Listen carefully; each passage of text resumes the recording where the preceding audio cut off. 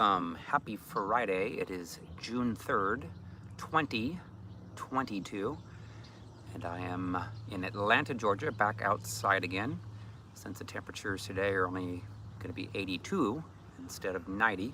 Still nice and humid outside, but there is a light breeze. But I do prefer to do my lives outside if I can, because it's more peaceful and scenic. And you never know what's going to happen behind me. If there'll be a bunch of geese that will waddle over or swim over, or I saw a snake skin that was next to the walking path to get here. So there are snakes in the vicinity. So anyways, happy Friday. Happy first weekend of June. So my continuing breakthrough tour that I've been traveling for now, I guess since really, since late 2016. So it's been, 5.5 years that I've been traveling around the country, as well as into Canada. And of course we broadcast and have people that follow us throughout all over the world. So, but my upcoming tour is, the next stop will be June the 25th.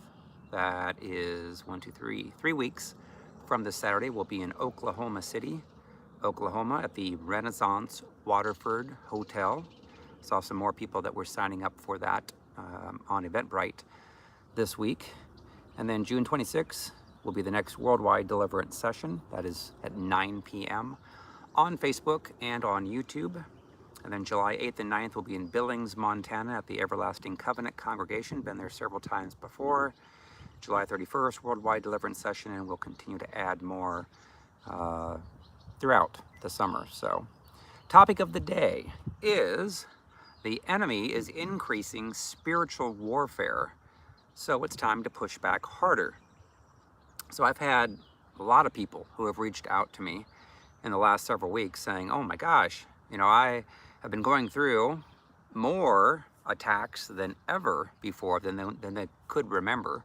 Of course, going through the whole COVID thing has not been enjoyable for everyone to have to go through, and then all the people that are not working and somehow getting paid money so they can continue to live, the shortages of food, all this stuff, it's all of the enemy, and that causes a lot of people to have stress and fear and anxiety, and people that are already struggling, in their minds with these demonic thoughts that aren't delivered are going to have an increase in those thoughts coming from the enemy. So it's sad that the church has not been teaching about inner healing, soul wound healing, deliverance all along, but the enemy would fight against that more than anything, and then we've been talking about how there have been these reports coming out of various people that have been involved in sexual abuse, that are pastors, that are church leaders, and that will increase because the Lord is coming back for a pure and spotless bride, and you can't expect to have people that are dabbling in sexual stuff being admitted into heaven. They need to make sure that they repent and live by the Bible and pursue the fruit of the Spirit, not fruit of the flesh, because that does not make a Christian. So we need to make sure that we get our wounds healed and so forth, and get delivered from our demons. So anyway, lots of people everywhere are manifesting with demons. People are prouder, have pride more than ever before. Of course, look where that got Satan. He got kicked out of heaven. So if you are prideful, do not be, just expect the Lord to try to get you humbled so that you can truly get delivered from those demons, because that is the spirit of Leviathan, pride. Job 41. It is not a good thing. It will keep you out of heaven if you want to live a prideful life, because all that does is say, I don't need you, God. Forget you. I'm going to do what I want to do. And that is not cool. So, all right. Men are more lustful than ever before. And women are more sexual than ever before. So we see a lot of that. Women are oftentimes following the Hollywood crowd and so forth, and movies and so forth, and what people wear. And instead of choosing to wear modest are wearing a modest clothing, they end up wearing clothes that are either too tight or form-fitting, or they are showing their cleavage, or showing other body parts, or wearing tight clothing and so forth. That is not what modest women would, you know, because again, men lust for that, and men look for those, and that is where we're at. We're in a mess. You know, there's church people, there's ministers, there's pastors that struggle. You know, 50% struggle with pornography, so they end up looking and ogling women at what they're wearing. So women have to do their best, obviously, to wear clothes that are appropriate and that are modest. And men need to take responsibility for not ogling and staring, you know, and lusting after women. So it goes both ways. And when people are healed and delivered, then they don't do those things. And then they have, that's, you know, again, that's an area that every church persons need to make sure that they are honoring. And how do you do that?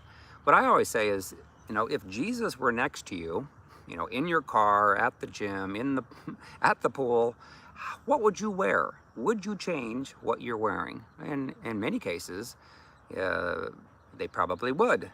Not all the cases, but so anyways, think about if Jesus were with you, what would you do? And again, men, if men were with Jesus, I'm pretty sure they wouldn't be ogling the women saying, hey, Jesus, check out that girl or that woman.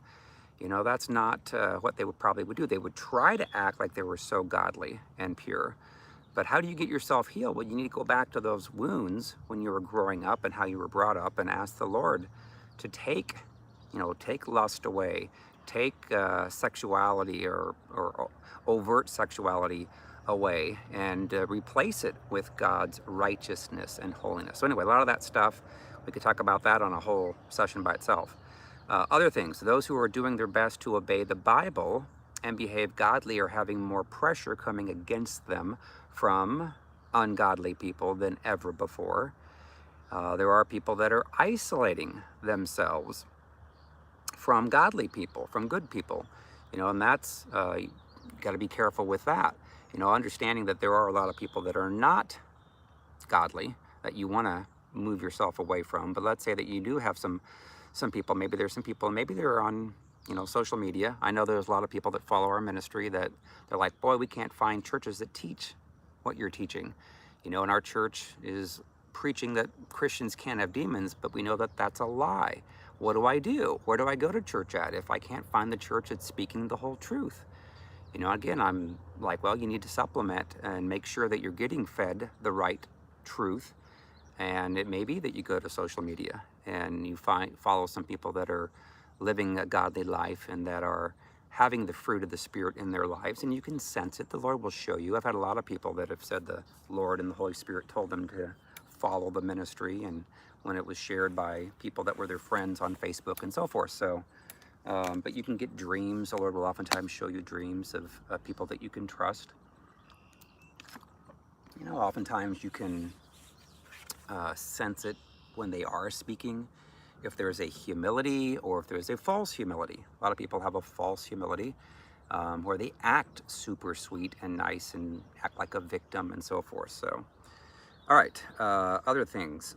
People who used to speak into your lives oftentimes are now manifesting, coming against you, trying to control you. So they may have at one point in time given you some good advice because maybe there was no one else that could. But now they're starting to overextend themselves. They're starting to expose themselves, and they're trying to control everything, you know, your time, and making sure that you spend all this time with them. And they don't want you to spend time with other people that may be healthy. And so they can, there's a lot of people that are manifesting that way. You know, family members who have evil in their hearts, you may have to pull away from. You know, we've talked about this, I don't know, it's been a couple months ago, about the scapegoats in families. Oftentimes, those who are targeted as a scapegoat are the people who have an actual moral compass to do the right thing. And they're not going to look the other way and tolerate behavior that's bad. There could be people in the family that are in sin, are struggling with addictions, are living lifestyles that are not godly, and they're not going to just look the other way. You know, these people are like, well, I'm going to speak the truth in love to them, and they don't like that. They say that I can't get along with people. Well, if you can't get along with people, then you're just like Jesus. He couldn't get along with the people that were not godly. And so count it all joy when that happens. Of course, it's not fun when it's your family members, but you could have mothers and fathers and siblings and in-laws and so forth that are not living. You know what Jesus said? Jesus said he came for division. He didn't say he came for, let's sing Kumbaya and just have unity with all those who are having demonic spirits on them. No, he said that there will be a man's enemies will be those of his own household, or a woman's enemies will be those of their own household.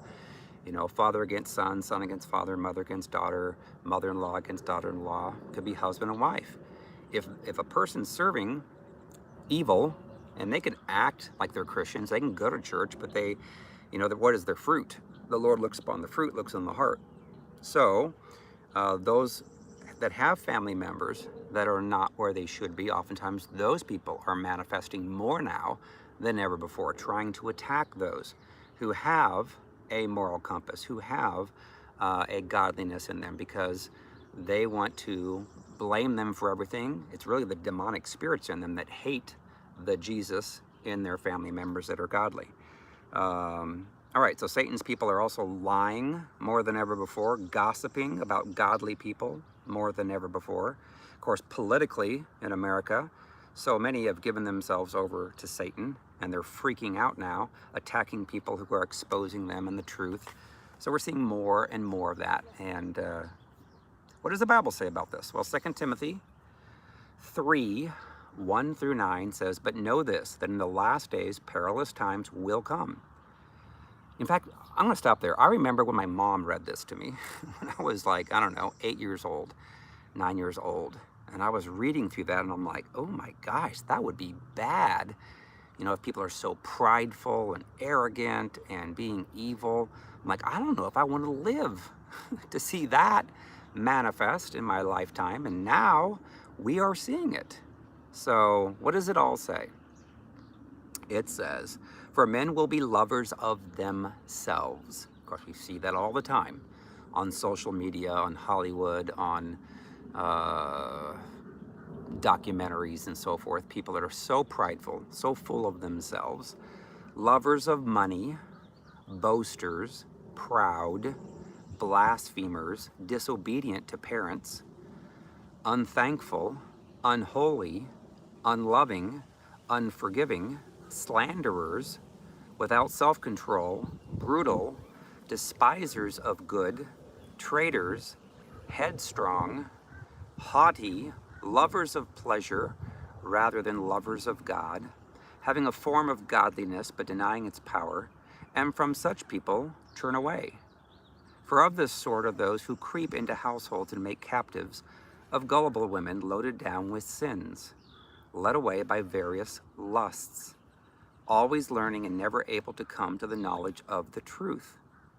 Now as Jannes and Jambres resisted Moses, so do these also resist the truth.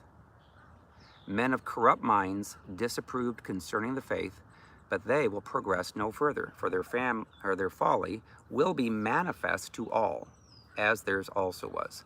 So the Lord is showing a lot of people's follies and exposing things, you know, in people's lives. And again, if we truly want to be as close to Jesus as possible, we should be praying prayers. Lord, show me, is there anything in my life that I need to change, that I need to give to you, that I need to clean up, that I need to purify? And in many cases, yes, there's lots, you know, but when people have pride, they're going to resist. And they're going to say, oh no, I don't need to change anything, I'm good to go. And pride, of course, got Satan kicked out of heaven. A lot of prideful people, they get hurt when they're growing up, and that causes pride to come in, you know, and that's very seductive. You want to think that everything that you hear is from the Lord, but many things you're hearing is from the enemy.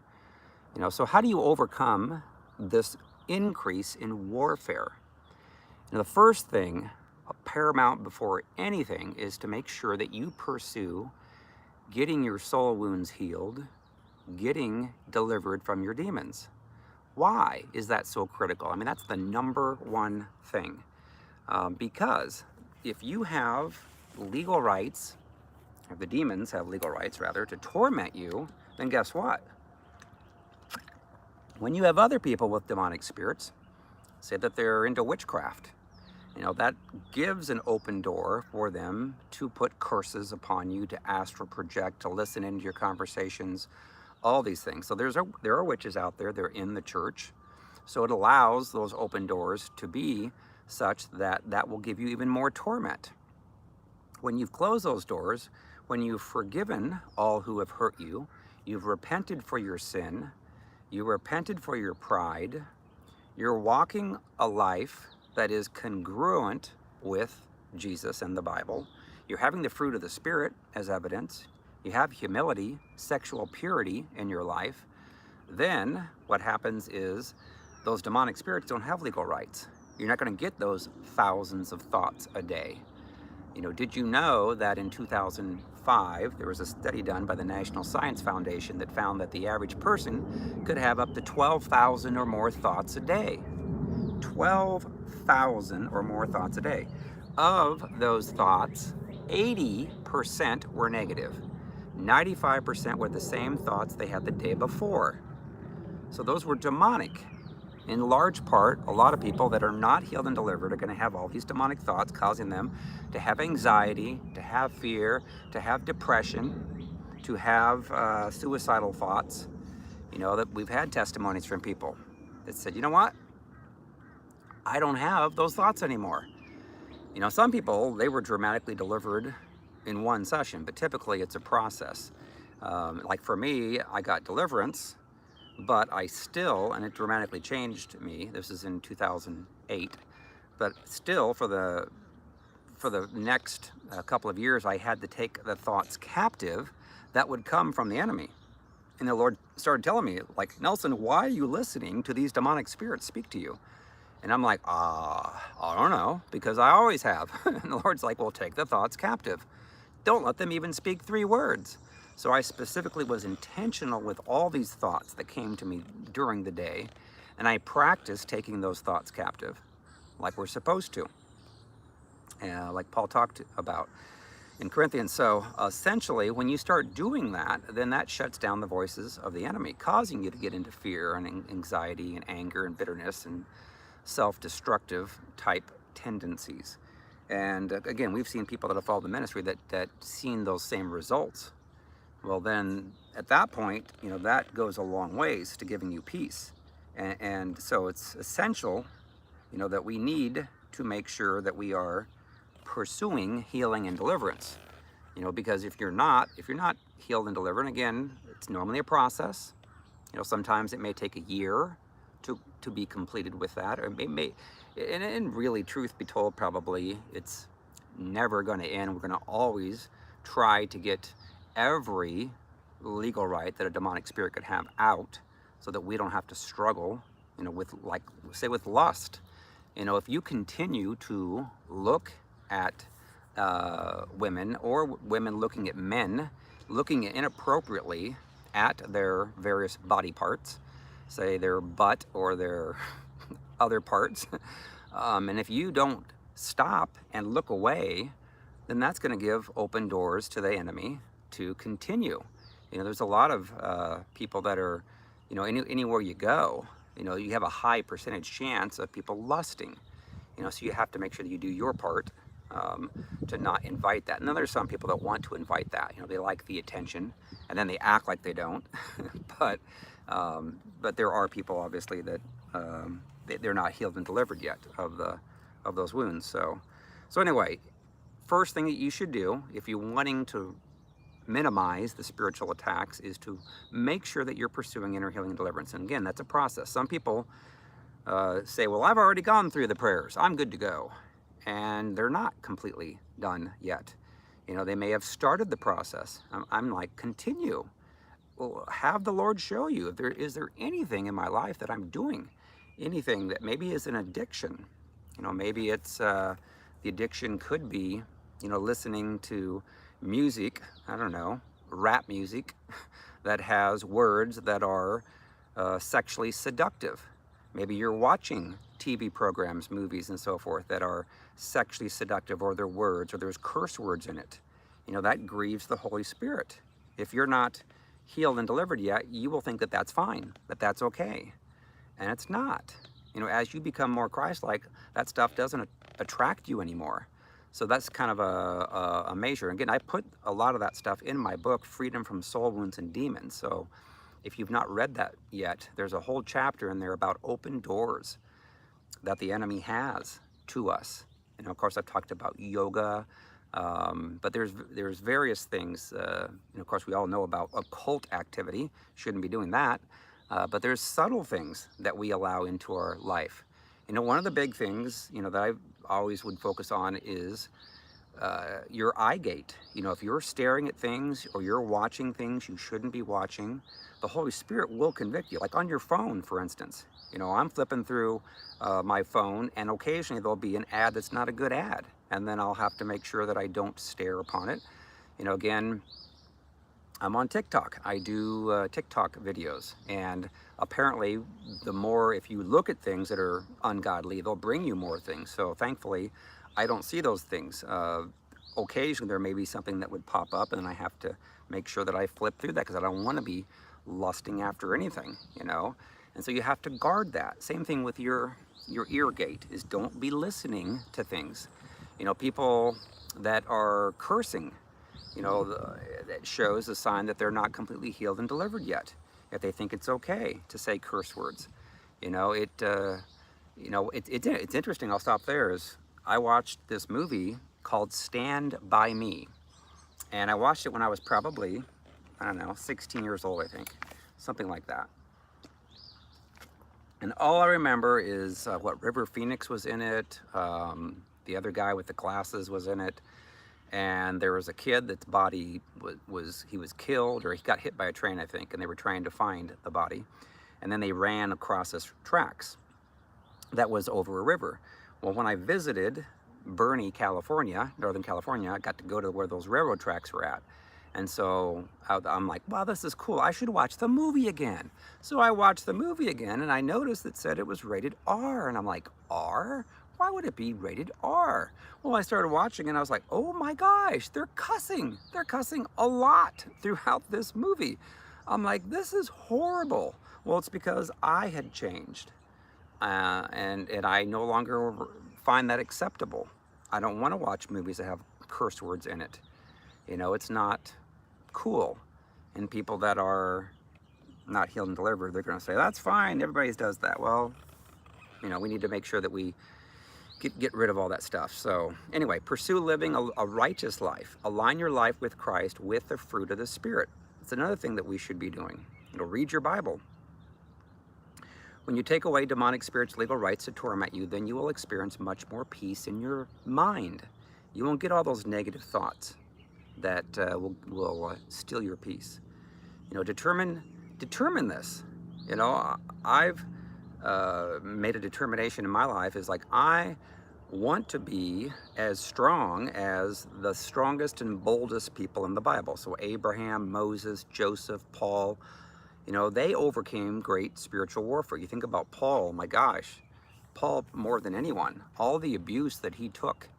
You know, he got whipped 39 times, wasn't it 3 times or maybe 4 times? I mean, that's crazy. And then, of course, he was shipwrecked, got bitten by a snake, left for dead, stoned. I mean, all these horrible things. So he had spiritual warfare at a whole new level. And so determine in your mind, say, you know, Lord, I want to be as strong as, and it could be Esther, it could be others in the Bible, you know. So just continue to think about those in the Bible that were strong in the Lord, and say, I want to be like them. And so therefore, if they had to overcome a bunch of spiritual warfare, then so can I. I can do the same thing. You know, of course, then distance yourself from demonic people. If you have some demonic people in your life, could be your family members, you may have to pull away. If they're not godly, not living a godly lifestyle, they will speak into your life and they will say things that will oftentimes hurt, provoke you. That's not cool to have to endure that. You want to speak life and be positive, not negative or death. Pray in tongues. If you don't have your prayer language, pursue that. Pray in tongues. I do it every day. Oftentimes do it when I'm working out.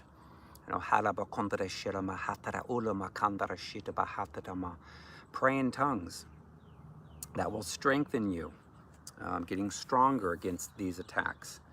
So Joshua 1:9 says, "Be strong and courageous. Do not be frightened or dismayed, for the Lord your God is with you wherever you go." So again, the enemy wants to cause you to get into fear, get into worry. Oh my gosh, this person threatened that they're going to say this about me or do this about me, do this to me. And do not get into that. Fear, I always say, is false evidence appearing real. Most of the things that we fear do not come to pass. Again, there was a study done in Cornell University in 2005, study by someone named Leahy, and it said scientists found that firstly, 85% of what we worry about never happens.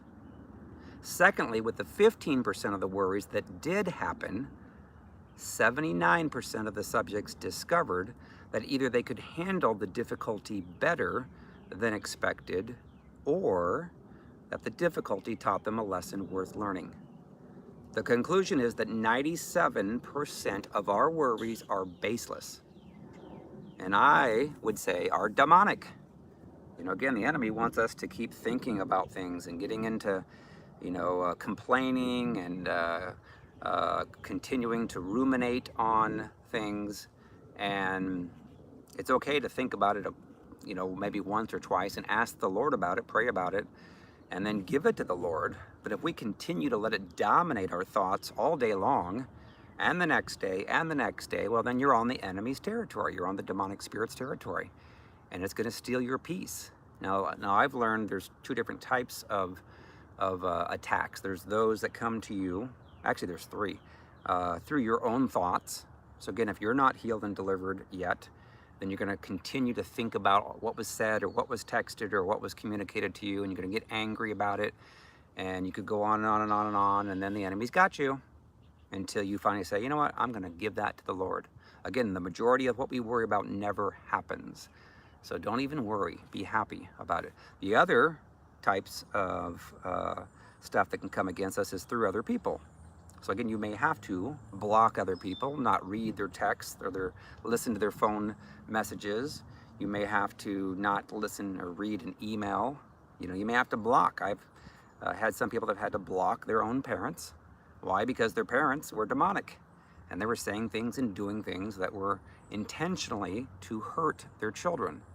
There could be siblings. I've seen where siblings were hurt by a parent, and then they have a lot of demonic spirits, and then those siblings will say things to the other siblings.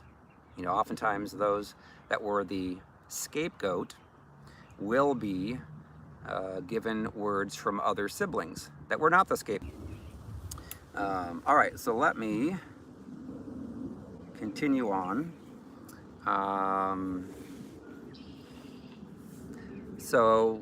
Deuteronomy 31:6-8 says, "Be strong and bold, have no fear or dread of them, because it is the Lord your God who goes before you.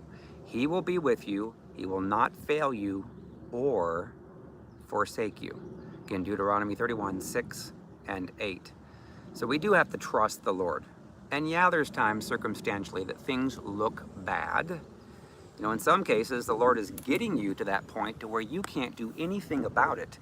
And there may be some things in your life that you need to give to the Lord and no longer have. He's wanting to clean us up. And if we don't feel comfortable about certain things, then it could be set up by the Lord, saying, listen, you need to give me this, give me that. Stop watching this, stop saying this. Stop wasting your money on these addictive things. Give your addictions that you've made idols of before me to me. Now, there's a lot of idols that we have before the Lord, and we need to give those to the Lord.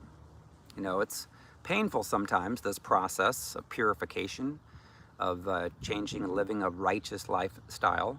And the enemy doesn't want to let you go. So therefore, that's why there's a lot of people that are feeling more and more of these attacks.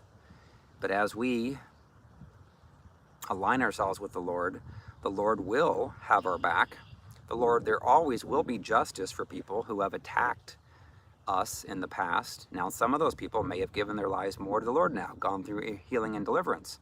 And so therefore, they may be in a pattern of being blessed, and you don't even know it. But vengeance is always mine, saith the Lord. So give all your enemies to the Lord. Walk in peace. Pray in tongues. You know, like this lake behind me. Walk around a lake. That can give you a lot of peace. But do not be, again, the Lord is obviously a big God. He can take your occasional gripes, but you gotta have more, praises to the Lord, thankfulness, gratefulness, and give the anger and the bitterness to the Lord, because otherwise the demons have legal rights to torment you. And you don't want that. You want to be blessed. So I know it's not easy. We are getting closer to the end, Christ's return, and he's looking for a pure and spotless bride. So there's a lot of us that have struggled with that. And so let's look in the mirror at ourselves and say, Lord, show me. What do I have in my life that I need to give to you? As long as you are walking as closely as you can to Christ, then yeah, there'll be some times you'll have to go through some persecution. That's what it says in the Word. If anyone ever preaches and says, oh, you're not going to have to go through anything because you're a Christian. Well, that's not in the Word. That's not in the Bible. So understand that we will have to go through things, but we have to trust the Lord. Sometimes we're in situations we can't get out of, and we have to give it to the Lord. So speak life. Be positive. Don't speak negative. And remember the lady I saw a couple years ago, 2 years ago, on Facebook, where this woman put this white rice in these clear bags, 3 different bags. One of them she spoke negative to, curse words over. One she didn't speak anything to, and the other one she spoke positive to. And then after, I think it was about a month, she looked at the bag of rice, and the one that she spoke negative to looked decrepit and moldy and gross, dead. And then the one that she didn't speak to at all was starting to turn a little gray. And then the one that she spoke life to and positive, then it was clean and clear, and you could actually eat it. And I was teaching a couple last night that I'm ministering to, and saying the same thing applies in a relationship. You can be in a relationship, and if one of them speaks negative, it doesn't have to be both, but if a person speaks negative over and over and over you will slowly start to show some signs of dying slowly. I mean, you could be losing your hair, you could have weight issues because you're getting spoken negative to all the time. And I know of a woman that actually died. She ended up getting a brain tumor because she was spoken negative to over and over and over, and she ended up dying, unfortunately. And then you could have a relationship where you don't speak at all. Well, what is that? That gives opportunity oftentimes for the enemy to come in and cause people to think things that are not true. So that's why that it's important to continue dialogue, be positive, speak life, speak love, and encourage, and so forth. And then there's those that are healthy, that are healed and delivered, and they're speaking life. They're supporting one another. They have each other's back. And of course, one can put 1,000 to flight, 2 can put 10,000 to flight. It's true. So the enemy wants to come against those in a healthy marriage more than anything to try to destroy that. So, all right. Well, I try and keep these to 30 minutes. So it's a nice day, actually. There's a light blue sky. So, and it's a nice breeze. It's not as hot and miserable as what the last couple days have been. So, all right. Well, speak life, and we will see you next week on Facebook and YouTube. All right.